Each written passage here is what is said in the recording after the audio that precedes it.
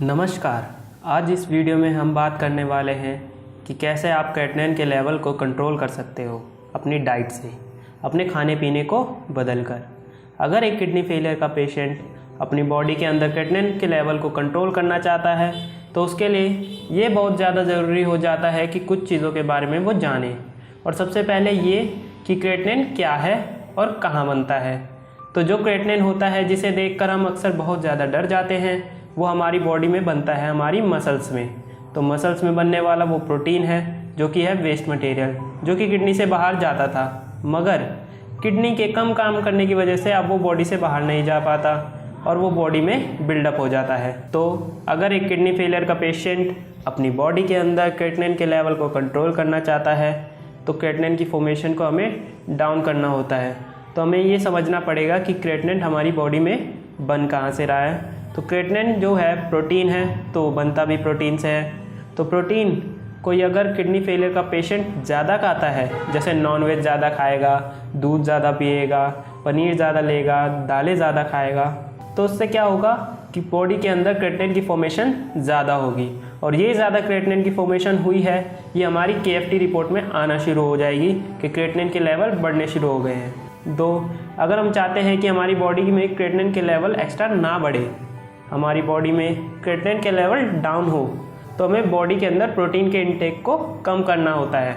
यानी हमें एग है, नॉनवेज है, फिशेस है, अपने मिल्क हैं और मिल्क की बनी हुई आइटम्स हैं, इनको बंद कर दो और रिप्लेस कर दो कार्बोहाइड्रेट से।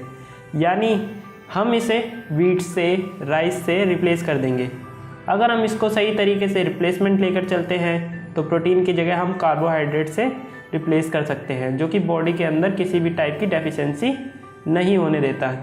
अब आपके माइंड में ये सवाल आ रहा होगा कि अगर हम प्रोटीन नहीं खाएंगे तो हमारी बॉडी में डेफिशिएंसी तो आएगी ही। ऐसा नहीं होता। अगर हमारी बॉडी के अंदर प्रोटीन की रिक्वायरमेंट है तो प्रोटीन बनने के बॉडी में दो तरीके होते हैं। या तो हम प्रोटीन लें और प्रोटीन जो आएगा वो बड़ा मॉलिक्यूल होगा, बॉडी उसे छोटे छोटे हिस्सों में डिवाइड करके अपने हिसाब से प्रोटीन को कंज्यूम कर लेगी। दूसरा तरीका क्या होता है? दूसरा तरीका ये होता है कि या तो हम कार्बोहाइड्रेट्स खाएं, जो कि छोटे छोटे मॉलिक्यूल्स होते हैं और वो बॉडी के अंदर जाके एक बड़ा प्रोटीन का मॉलिक्यूल बना देता है और बॉडी उसे अपने हिसाब से यूज़ कर लेती है।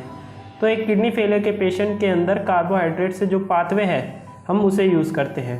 प्रोटीन बनने का वो इस्तेमाल करते हैं कि बॉडी अपने हिसाब से प्रोटीन बनाए, ना कि प्रोटीन हम बॉडी को एक्स्ट्रा बाहर से दें। इससे क्या होगा कि बॉडी के अंदर क्रेटिनिन की जो फॉर्मेशन है वो कम बनी रहेगी, आपके लेवल हैं वो कंट्रोल बने रहेंगे, कभी भी वो बढ़ते हुए आपको तेज़ी से नज़र नहीं आएंगे।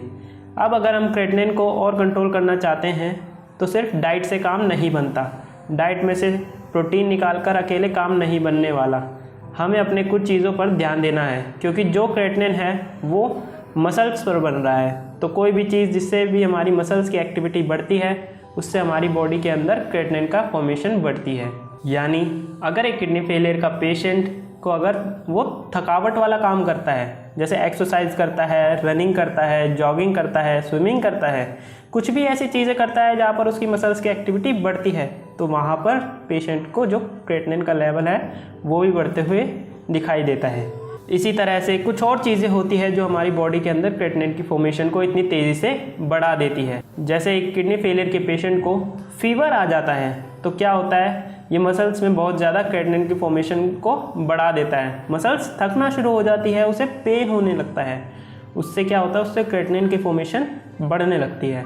अगर आपका लेवल फीवर आने से पहले 3 था तो अब फीवर आने के बाद वो 7, 8, 9 भी हो सकता है। तो हमने अपने आप को फीवर से बचा कर रखना है।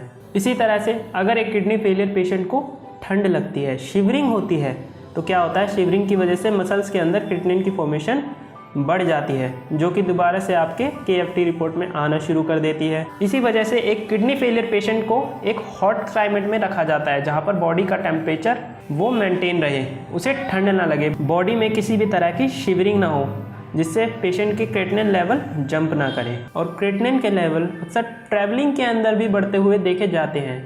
एक पेशेंट है, अगर वो छोटा मोटा ट्रैवल कर रहा है तो उससे कोई दिक्कत वाली बात नहीं होती, मगर अगर वही पेशेंट किडनी फेलियर का कोई लॉन्ग डिस्टेंस ट्रैवलिंग करना चाहता है, चाहे वो बाय एयर हो, बाय रोड हो, या कुछ भी हो, पेशेंट के जो लेवल है क्रिएटिनिन के वो बढ़ने शुरू हो जाते हैं, क्योंकि पेशेंट को एक ही पोजीशन में बैठना पड़ता है और मसल्स जो होती है एक ही पोजीशन में रहने की वजह से थकना शुरू हो जाती है और वहाँ पर क्रिएटिनिन की फॉर्मेशन बढ़ना शुरू हो जाती है।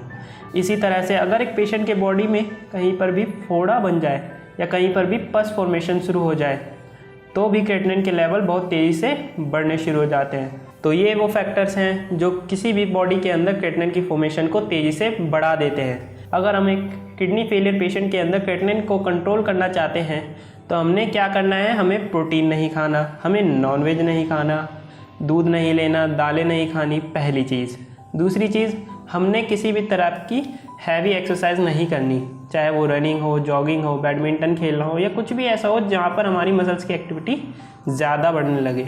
हमें अपने आप को फीवर से बचा कर रखना है, अपने आप को ठंड से बचा कर रखना है। किसी भी तरह की एक्स्ट्रा ट्रैवलिंग हमें नहीं करनी, खासकर उन इलाकों में जहाँ ठंड होती है। अगर एक किडनी फेलियर का पेशेंट ये चीज़ों का ध्यान रख लेता है तो अपनी बॉडी के अंदर क्रिएटिनिन की फॉर्मेशन को काफ़ी हद तक कंट्रोल कर लेता है। किसी बॉडी में जो क्रिएटिनिन बन रहा है वह नॉर्मल अमाउंट में बन रहा है, अब नॉर्मली इंक्रीज नहीं हो रहा है, तो उस पेशेंट को अपने लेवल को कंट्रोल करने में हेल्प मिलती है।